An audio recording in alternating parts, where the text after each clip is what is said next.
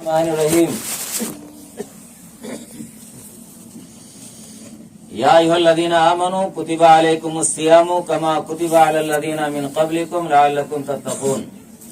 میرے بھائیوں، بڑی خوشی کی بات ہے کہ اللہ رب العالمین نے ہمارے اوپر جو رمضان کے روزے فرض کیے تھے، ہم اس سے سبکدوش ہو گئے، ہم نے وہ فریضہ ادا کر لیا، اور آج ہم یہاں اسی خوشی کو منانے کے لیے 2 رکعت نماز کی شکل میں یہاں اکٹھا ہوئے ہیں۔ آج اللہ رب العالمین اپنے ان بندوں کو جنہوں نے روزے کی فرضیت ادا کی ہے ان کو انعام سے نوازے گا، اور اس کا انعام بے پایا ہے، بے انتہا ہے، کیونکہ روزے کا ثواب اللہ رب العالمین نے اپنے ذمہ لیا ہے۔ تو ذمہ داری ہماری یہ ہے کہ ہم آئندہ بھی اپنی زندگی کو، جیسے ہم نے رمضان کے مہینے میں ابھی عبادات کی ہیں، فرض نماز ادا کیے ہیں اور ذکر و اذکار کیے ہیں، تو سال کے 11 مہینوں میں بھی ہماری زبان ایسے ہی اللہ کی یاد سے تر رہے۔ اللہ نے روزہ اسی لیے فرض کیا تھا۔ میرے بھائیوں، ہماری ذمہ داری دنیا میں رہتے ہوئے بہت زیادہ ہے۔ ہم دنیا میں صرف کھانے کے لیے اور زندگی صرف گزار کر یوں ہی جانے کے لیے نہیں آئے ہیں کہ ہم پیسہ جمع کریں، مال اکٹھا کریں، کھائیں پیئیں اور مر جائیں۔ ہمارا مقصد صرف یہی نہیں ہے۔ اللہ رب العالمین نے قرآن میں ہمارا مقصد کیا بیان فرمایا ہے؟ کنتم خیر امت اخرجت للناس، تم بہترین امت ہو، تمہیں لوگوں کے لیے پیدا کیا گیا ہے۔ دیکھیے، ہمارے لیے نہیں، یہ امت محمدیہ جو ہے اس کا درجہ اور اس کی ذمہ داریاں بہت زیادہ ہیں۔ اللہ رب العالمین نے ہمیں پیدا کیا ہے کس لیے؟ دنیا والوں کے لیے پیدا کیا ہے۔ ہماری صفت کیا ہے؟ کنتم خیر امت اخرجت للناس تأمرون بالمعروف وتنہون عن المنکر، تم لوگوں کو بھلائی کا حکم دیتے ہو، برائی سے روکتے ہو۔ یہ ہماری ذمہ داری ہے۔ یہ امت محمدیہ کی خصوصیت ہے کہ اللہ نے ہمیں سب سے بہتر کہا ہے، اور ہماری ذمہ داری ہے کہ دنیا والوں کو صحیح بات بتائیں، غلط باتوں سے روکیں۔ دنیا میں بہت سارے فرقے ہیں اسلام کے، مسلمانوں کے فرقے بہت زیادہ ہیں، 73 فرقے ہیں، لیکن میرے بھائیوں 73 فرقوں میں ایک فرقے کو، جس کو اللہ کے رسول نے جنتی کہا ہے، ناجی فرقہ کہا ہے، اور اس کی صفت کیا بتائی ہے؟ ما انا علیہ واصحابی، جس پر میں ہوں، میرے صحابہ ہیں۔ اہل حدیث، ہم اپنے آپ کو اہل حدیث کہتے ہیں۔ اہل حدیث کا مطلب کیا ہوتا ہے؟ قرآن پر اور اللہ کے رسول کی حدیثوں پر عمل کرنے والا، یعنی سب سے بہتر فرقہ۔ بھائی، ما انا علیہ واصحابی کا مصداق کون ہے؟ علامہ ابن تیمیہ کا قول ہے کہ اہل الاسلام فی سائر الامم، اہل الحدیث فی اہل الاسلام، اہل الحدیث فی اہل الاسلام کا اہل الاسلام فی سائر الامم۔ یہ علامہ ابن تیمیہ کا ایک جملہ ہے کہ اہل حدیث مسلمانوں کے سارے فرقوں میں، یعنی 73 فرقوں میں، 72 فرقوں میں، کہا کہ اہل حدیث ایسے ہیں جیسے کہ اسلام دنیا کے سارے مذاہب میں ہے۔ یعنی کیا مطلب ہوا؟ یعنی سب سے بہتر فرقہ اہل حدیث کو کہا ہے۔ میرے بھائیوں، آپ جانتے ہیں اہل حدیث کا لیبل لگا لینا، یہ بہت بڑی ذمہ داری کو اپنے اوپر عائد کرنا ہے۔ یہ ہماری ذمہ داری ہے کہ دنیا کے سارے لوگوں کو، مسلمانوں کے تمام فرقوں سمیت دنیا کے سارے لوگوں کو ہم بتائیں کہ صحیح راستہ کیا ہے۔ یہ ہماری ذمہ داری ہے۔ لیکن میرے بھائیوں، یہ بتائیے کہ ہم اپنی ذمہ داریاں ہم ادا کرتے ہیں کیا؟ ہم اہل حدیث کہلانے کے لائق ہیں؟ ہمارے اوپر یہ جملہ فٹ آتا ہے؟ ہم اپنا محاسبہ کریں۔ ہمارے کتنے بھائی اس میں بیٹھے ہوئے ہیں، رمضان میں ان کی صورتیں نظر نہیں آئی ہیں، مسجد میں جمعہ تک نہیں پڑھا لوگوں نے۔ رمضان کے روزے تو بڑی بات ہے۔ ارے میرے بھائیوں، شرم نہیں آتی کیا ہمیں اہل حدیث کہتے ہوئے؟ ہم کس منہ سے اہل حدیث کہتے ہیں؟ ہم اہل حدیث ہیں کیا؟ بھائی کیا فائدہ ہے بتائیے؟ ہم نام کے اہل حدیث ہیں، کلنک اہل حدیثوں کے لیے۔ لوگ کہاں دیتے ہیں کہ وہ دیکھو فلاں کے دکھ کو دیکھو، وہ جمعہ تک نہیں پڑھتا ہے۔ کتنے افسوس کی بات ہے۔ آپ اہل حدیث ہیں، اہل حدیث کی اولاد ہے کیا؟ آپ کے باپ نے آپ کا نام رکھا ہے، آپ کو سوچا ہوگا باپ نے کہ میرا بیٹا بھی میرے طریقے پر چلے گا۔ آپ اپنے باپ کی صحیح اولاد ہیں کیا؟ جانشینیں صحیح، لوگوں نے پتا نہیں کہاں سے دوسرے فرقوں سے نکل کر بیچارے آئے تھے صحیح راستہ دیکھ کر کے، آپ اپنے باپ کی روح کو شرمندہ کر رہے ہیں۔ کیا سوچتا ہوگا باپ، اس کو ثواب ملے گا کیا؟ آپ اپنے باپ کے لیے خیر ہیں کیا، خیر کا ذریعہ ہے کیا؟ میرے بھائیوں بہت افسوس کی بات ہے، کچھ ناخلف لوگ ہیں۔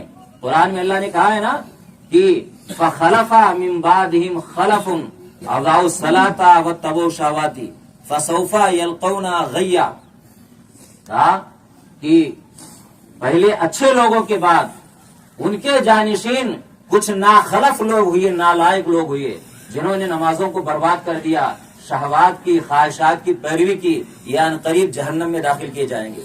یہ کون ہے بتائیے؟ آپ اپنے اوپر فٹ کر لیجئے، جو نماز نہیں پڑھتے ہیں، روزہ نہیں رکھتے ہیں اور اپنے باپ کے نقش قدم پر نہیں چلتے ہیں۔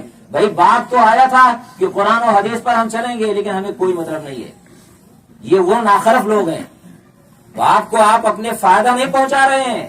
باپ کے نامہ اعمال میں اگر اس نے آپ کو تاکید نہیں کی تھی، اگر زندگی میں دیکھا تھا کہ میرا بیٹا نماز نہیں پڑھتا ہے، روزے نہیں رکھتا ہے، اچھے کام نہیں کرتا ہے، تاکید نہیں کی تھی، تو یہ گناہ جا رہا ہوگا اس کے نامہ اعمال میں۔ اور اگر آپ اچھا کام آج کر رہے ہیں تو مرنے کے بعد بھی اس کو ثواب مل رہا ہوگا، وہاں اس کی روح خوش ہو رہی ہوگی کہ میرا بیٹا دنیا میں مجھے فائدہ پہنچا رہا ہے۔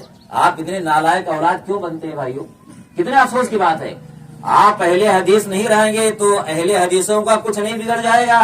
یہ سن لیجئے کان کھول کر، اسلام کا کچھ نہیں بگڑے گا۔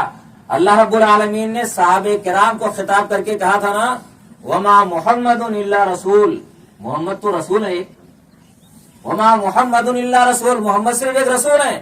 افئن ماتا، اگر یہ مر جائیں، او قتلا، یا قتل کر دیے جائیں، انقلبتم علی اعقابکم، پلٹ جاؤ گے ایڑیوں کے بل اپنے، ومن ینقلب علی عقبیہ فلن یضر اللہ شیئا، اور جو اپنے ایڑیوں کے بل پلٹ جائے وہ اللہ کا کچھ بھی نقصان نہیں کرے گا، کچھ بھی نقصان نہیں کرے گا۔ صحابہ کرام کے خاکے پا کے برابر ہم نہیں ہیں، پاؤں کے دھول کے برابر ہم نہیں ہیں۔ صحابہ کرام نے اتنی قربانیاں دی ہیں، جان گنوایا ہے، جان کا نذرانہ پیش کیا ہے، مال کا، آل اولاد کا، وطن کا کی قربانی دی ہے۔ اللہ نے ان کے لیے کہا کہ محمد تو رسول تھے، ایمان کس کے لیے لائے ہو؟ ارے میرے لیے لائے، اللہ کہتا میرے لیے ایمان لائے ہو، محمد کے لیے ایمان نہیں لائے ہو، ایمان میرے لیے اللہ لائے ہو، میری عبادت کرنے کے لیے ایمان لائے ہو۔ میں زندہ ہوں، میں ہوں، محمد تو مر جائیں گے، تو کیا ایمان کے ایڑیوں کے بل پلٹ جاؤ گے، ایمان چھوڑ دو گے؟ کہا کوئی نقصان نہیں کرو گے، اسلام کا، اللہ کا کوئی نقصان نہیں کرو گے، اپنا نقصان کرو گے۔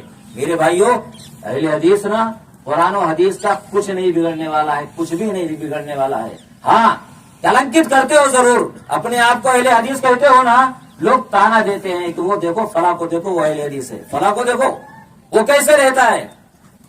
مر رہے ہیں ہم عہدے کے لیے، عہدے کے لیے بڑا شوق ہے، مسجد مدرسے کا ذمہ دار بننے کے لیے بڑا شوق ہے، ہٹ جاؤ تو بڑی تکلیف ہوتی ہے۔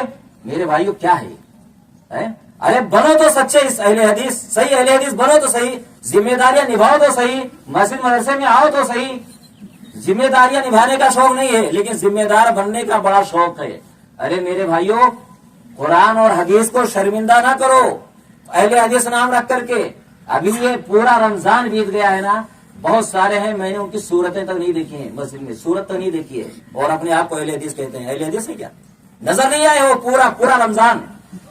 ارے 6-8 مہینہ مجھے تقریباً ہو گئے آئے ہوئے نا، میں نے شکل ہی نہیں دیکھی ہے، شکل کچھ لوگوں کی شکل نہیں دیکھی، وہ ہے کیسے؟ کون ہے اہل حدیث؟ سب کو جانتا ہوں، یہ اہل حدیث ہے کیا؟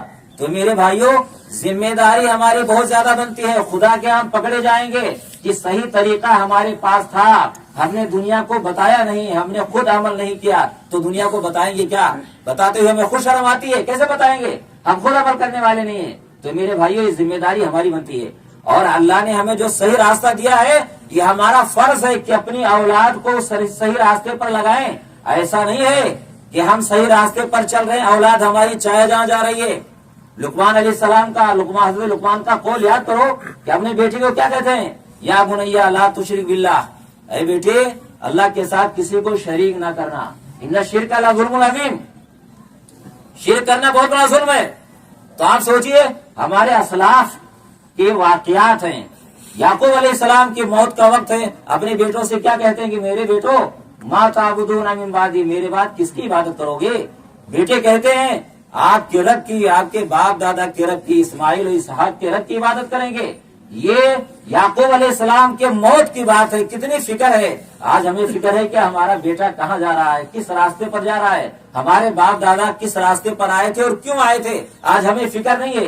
तो मेरे भाइयों, ये हमारी जिम्मेदारी है कि जिस चीज को हम सही समझते हैं अपने बच्चों को सही रास्ते पर लगाएं। कल कयामत के रोज अल्लाह रब्बुल आलमीन हमसे पूछेगा हमारा अखलाक। लोग कहते हैं ना, अखलाक की बना पर इस्लाम फैला है। अखलाक की बहुत ज्यादा अहमियत है, इस्लाम में अखलाक की बहुत ज्यादा अहमियत है। आपके पास कितना अच्छा माल हो, कितना अच्छा मजहब हो, कितना अच्छा धर्म हो, अगर आपके पास अखलाक नहीं है तो आपसे कोई नहीं जुड़ेगा। हमारे पास सबसे बेहतरीन चीज है, लेकिन अखलाक के एतबार से हम बिल्कुल कोरे हैं। हम मिसालें देते हैं साहब कराम ने कि खुद ना खाते थे, गैरों को खिला देते थे। कितने साबिर थे मोहम्मद के घराने वाले। हम मिसालें पेश करते हैं कि खुद ना खाते थे। अब कितने शर्म की बात है। तुम्ही लोगों में से है ना कुछ लोग जो कहे कि हम खाना नहीं देंगे। अब शर्म नहीं आती है।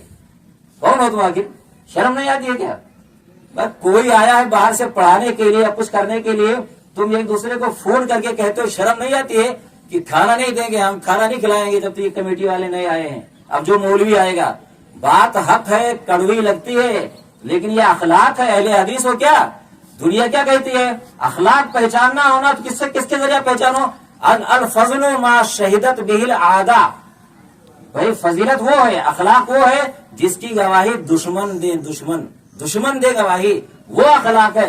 अगर दोस्तों के साथ तो सब अच्छा सलूक करते हैं, दुश्मनों के साथ कौन करता है, अखलाक वाला करता है, जिसके पास अखलाक हो। जंगल के दरिंदे भी ना दोस्तों के साथ अच्छा सलूक करते हैं। देखते नहीं हो सर्कसों में कि शेरों को लोग सुधा लेते हैं, अच्छा सलूक करके शेरों को सुधा लेते हैं और शेर उनको नुकसान नहीं पहुंचाता है।